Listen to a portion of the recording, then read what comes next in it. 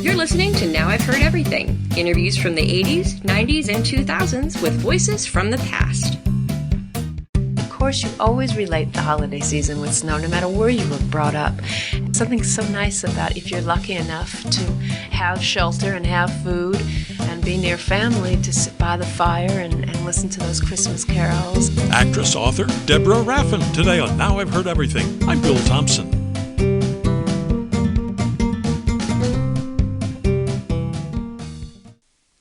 Everyone has memories of Christmas. Now, some of those memories are warm and loving and pleasant. Other memories are, sad or troubled in some way. But regardless of whether they're good or bad, troubled or loving, everyone has powerful memories of Christmas. So a few years ago, film and TV actress Deborah Raffin contacted many of her fellow celebrities, both in show business as well as other fields, sports and politics and even world leaders, and asked them for their memories of Christmas. The responses she got. She put them in a 1990 book called Sharing Christmas.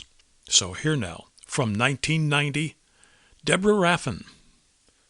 It all started because I wanted to raise funds for the homeless. All my proceeds go directly to the homeless. And I chose Christmas because to me, or the holiday season, because it's so universal in its appeal and its theme. And also the idea of having people from all walks of life, political arena, entertainers, writers, humanitarians, talk about what the season means to them, whether it's funny, sad, recipes, poems, childhood memories, adulthood memories, whatever it may be. And hopefully it's a book there's something for everyone. I mean, it's very eclectic in its the people that are involved, whether it's from Margaret Thatcher, Dolly Parton, Charles Grodin, Kermit the Frog, or Placido Domingo, or even Ivana Trump talking about her Czechoslovakian crepe recipe. Hopefully it's a book for everyone, and it's something you put by the bedside and you just pull out, look at it right before you're going to sleep and find a lovely story that's touching or funny or whatever it may be. I was struck by how many people talked about food, whether they gave a recipe or if they just remembered the smell of the Christmas meal cooking, or the cookies, or the popcorn strung on the tree. There's always food mentioned somehow. I would notice something like that, you see. You like food. Do you cook too? Yes. You do cook? Oh, good. You might whip up some of these recipes. I tell you, Angela Lansbury has a good sausage one, and Julie Andrews has a great soup Francine. I was just going to say, there's somebody here whose cookie recipe looks Jill Eichenberry and Michael Tucker. Way too filled with butter. Oh God! Start with 4 pounds of butter and 5 pounds of sugar. Bake for 2 minutes. Don't worry, it's dietetic. You don't have to worry about it.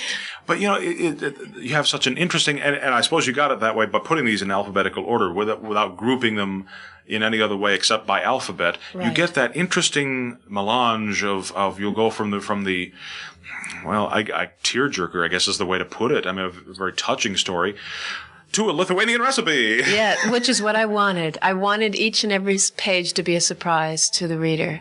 I wanted it to be something that was for your every mood and for every walk of life. And yes, and of all denominations. It's very important that this represents people of all denominations. It's sharing Christmas. Christmas to me is a generic term. I mean, it should be everyone. And Art Buchwald talks about being Jewish and how Christmas is the longest day of the year for a Jewish boy. And Charles Grodin has a wonderful piece about being Jewish as well. And hopefully, as I said, it's something for everyone, and lots of photographs. Burt Reynolds and his little boy, which you don't usually see. He doesn't have many photographs out with his child, which was very generous of him to give. And they're in tuxedo, or Kenny Rogers and his family, or even President Ford and Mrs. Ford sharing their family holiday photograph, which was, I think, very nice, because these are very extremely public people showing, in many cases, a very private side. And that's extremely generous of people to do. Were there any responses? There were a couple in here that surprised me by either how brief and succinct and almost terse they seemed to be, and others by how surprisingly open and warm they tended to be. Were there ones that surprised you when they came in? Well, Oliver Stone, who's a wonderful film director who did Born on the 4th of July and Platoon, and he's done very gritty Hard Edge Films. And his piece it's called The Magic Room, and how he reminisces about as a child the room with the tree was considered the magic room to him. It's a beautiful, lovely piece, and I was so shocked when I read this and of course, why should I be shocked? We're all human beings. We have moments like that. But it was interesting because most of the people tend to revert back to a simple holiday season, something that doesn't necessarily relate to materialistic objects, or in many cases childhood memories where they were very poor, whether it be Anthony Quinn talking about being very poor, or even Sidney Poitier talking about being extremely poor and being brought up in the Bahamas, and how his big brother went to America and would send home clothing to Sidney, and how he received these pair of shoes one year, and to him his big brother was like Santa Claus. And of course George Burns talking about how he played Santa Claus for his children one year, and he knocked at the door, and his little children opened the door, and he went ho ho ho, and they looked up at him and they said, "Dad, what are you doing?" So hopefully it's something for everyone in there. And I have baseball players, and I have, various sports figures, Ruben Sierra or Steve Sachs or Cynthia Gregory, if you're interested in the dance world. And so hopefully, as I said, my goal was that it was something for everyone and for every mood. It also struck me that in reading these, especially your fellow Southern Californians, snow seems to be a prerequisite for a decent Christmas, doesn't it? Oh, I think everyone thinks of. I grew up in California, and for many years always celebrated Christmas in California, and I loved it. I loved Christmas season, but I would always watch it on TV, whether it be a movie or a Christmas special, and they'd always have snow. And of course, you always relate the holiday season with snow, no matter where you were brought up. And now I have a home in Vermont, and my husband and I always go to Vermont for the season as long as we're not working. And yes, there's something so nice about if you're lucky enough to have shelter and have food and be near family, to sit by the fire and listen to those Christmas carols. And I guess Irving Berlin was right then. The Southern California being no place for Christmas, to spend Christmas when you're dreaming of the snows falling. Yes, well, you have to use a lot of imagination if you're in California. That's right. Or lots of the styrofoam peanuts. Yeah, that's right, exactly. Or they spray that snow on the trees, Now, I would imagine some people they got their essays into just like that. I mean, it was just the next day, FedEx, personal courier. Others you probably had to nudge a little bit. Well, this was a great learning lesson, this book. It took me 2 years. I started out with doing it, thinking I would do it in a year. And I sent out many, many letters. And actually, I was so surprised that some of the people that responded right off the bat, Margaret Thatcher, right off the bat. I was so impressed. And Richard Nixon, Dudley Moore, Ringo Starr, right immediately. Of course, it spoiled me, Julie Andrews. It spoiled me because by the end of this first 6 months, I had about 50 wonderful pieces.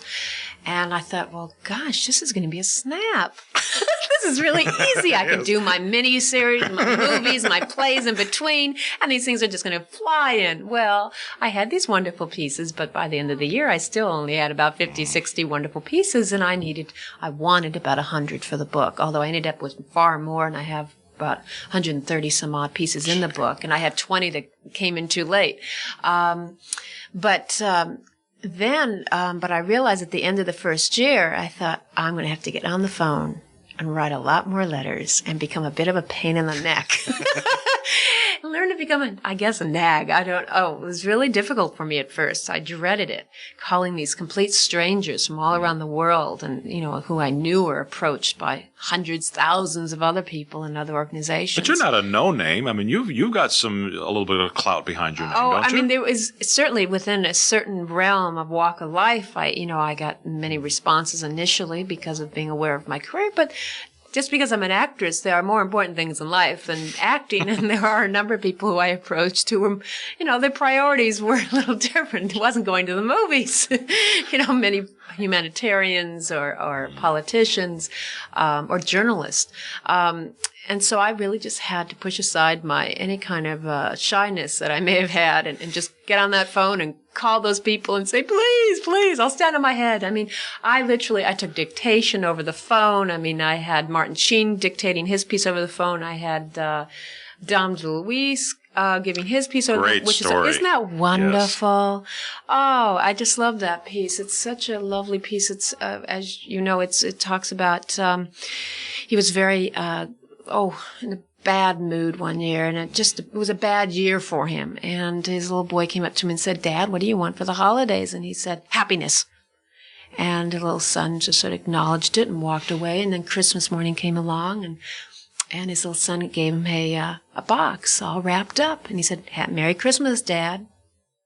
Dom opened the box, and inside was a piece of paper, and written on the paper was happiness. Of course, needless to say, he just burst into tears and certainly put life into perspective for him, and realized that whatever was making him unhappy, he was losing sight of what really meant so much to him, his family and loved ones, and how appreciative he was of just having shelter and food and so on, and all this simple things of life that we all certainly take for granted. Was that his son Peter, who's the actor now? I don't know, to be honest with you. So I don't know if he's an actor now or not, but he's, quite frankly, I think he's still rather young. Maybe he has other children from a previous marriage. I don't know. But again, these are not 130 some odd people of my most intimate friends, so I don't really know a lot about their private lives. Well, why the heck not? Well, everybody in Hollywood knew everybody else intimately. Sorry. People are always asking me those kind of questions. Yeah, you're from Washington. You know so-and-so about it. Yeah, that's right. Now, were there some in particular that you had to include? I mean, there was no question. It was going in because it just touched you so. Oh, I have to tell you that it's very hard for me. I'm extremely partial with this book, and I am extremely protective of each and every piece, whatever the piece may be. And it's like each one is like a child to me. And so it's hard for me to choose particular favorites. I don't have definite favorites, but there are so many for various reasons that I like. I admire Art Buchwald and both Charles Grodin talking about being Jewish in a bittersweet way, which is, I think, important for people to see. And that Charles Grodin goes into his piece relates to how he now gets always buys a Christmas tree, even though he's Jewish and his wife is Jewish, and his wife convinced him to buy a Christmas tree. It doesn't have to represent a religious belief. It just represents a celebration of a holiday and bringing people together. I like Charles Osgood's poem. Oh, yes. I mean, you'd expect nothing less from Charles Osgood. Isn't that a lovely piece? Mm-hmm. It's such a sweet piece, talking about as a young boy seeing it's so magnificently written, and I know I won't do it justice, but talking about as a young boy seeing that a glint in someone's eye, an adult's eye, and saying, what's wrong? And the man saying, oh, nothing, it's just the glare of the light. And then as he grows older, he has a similar experience over the holiday season, and a glint in his eye, and of course it's a tear in his eye, and a young child looks up to him and says, what's wrong? Oh, nothing, it's just the glare of the light. But of course it's so magnificently written, and I certainly don't feel I'm doing it justice, but they are, Eric Severide's piece is wonderful. There's so many wonderful writers, and Norman Cousins talking about his experience with Albert Schweitzer is magnificent, and how the lepers that he was visiting put on the story of Christmas, and what a magnificent experience, and how it certainly changed his perspective on the holiday season. And there's so many. There's such a poignant mix of pain and enjoyment at the holidays. There's so many people, like Dom DeLuise, for example, who's going through a difficult time, or somebody who's lost their home in a mudslide, and going through terrible crises at a time when they're worried about trying to find gifts, or trying to worry about making sure the house looks nice for visitors and things, and they suddenly realize what the holiday's all about. Absolutely. Martin Sheen talks about how as a young man, his father was, struggling to make a living for the family, and his mother had just recently died, and the holiday season came around, and it was obviously a very depressed one for the family, and depressed emotionally and financially. And the local drunk in the neighborhood, one night, Christmas Eve actually, came knocking at their door, and was standing there with a Christmas tree in his hand, and just gave it, didn't say a word to him, and just gave it to them and walked away into the darkness, because he knew that they couldn't afford a Christmas tree that year. And thereafter, every Christmas Eve, this man would give them a Christmas tree. So it certainly gives you great confidence in the human spirit and makes people realize, I mean, I hope that when people read this book, they laugh and they're entertained and they don't have to think too much with many of the pieces, and other pieces they do have to think. And ultimately it makes them feel good and makes them realize that whatever their problems may be, ultimately, you must look at it with the proper perspective on life and just be grateful for what you do have, even though it sounds as trite as it can be, but it is true. Deborah Raffin died in 2012 from cancer. She was 59. Now you can get a copy of Sharing Christmas by Deborah Raffin by tapping the link in our show notes, or by going to our website, heardeverything.com. Now, we may earn an Amazon commission if you make a purchase. Heardeverything.com is where you can also find my 1987 interview with the man who took in a stray cat at Christmas time. In fact, he wrote a whole book about it. The Cat Who Came for Christmas. Cleveland Amory. Now you call my cat, he'll come full speed, then he'll put on the brakes, and he'll slide to a stop, and he realized that he has to turn in his union card as a cat if he comes any farther. And my 1992 interview with Paul Peterson. You may remember Paul Peterson from the Donna Reed Show on TV. Well, Donna Reed, you may remember, was in It's a Wonderful Life. My 1992 interview with Paul Peterson was all about It's a Wonderful Life. The movie affects me and most everybody. I can't watch it without crying. It's just, and sometimes I start crying in anticipation of the scene, you know? George, it's a miracle. It's a miracle.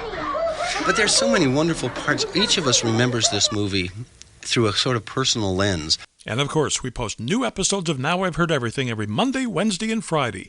And you can find us everywhere you listen to podcasts. And thank you so much for listening. In fact, thank you so much for listening all during Season 5 of Now I've Heard Everything, which today wraps up with this episode. We've now completed 5 seasons of Now I've Heard Everything. That's about 500 episodes in all, and you can find all 500 of those episodes at our website, heardeverything.com. Now, Season 6 will begin on Monday, January 8th, 2024. And I've been culling through my archive. I've been finding some terrific interviews from the past that I can bring out of the vault and share with you in the coming months. So don't miss Season 6 when it premieres Monday, January 8th. And as always, we will post new interviews every Monday, every Wednesday, and every Friday. And thank you once again so much for listening. I'm Bill Thompson.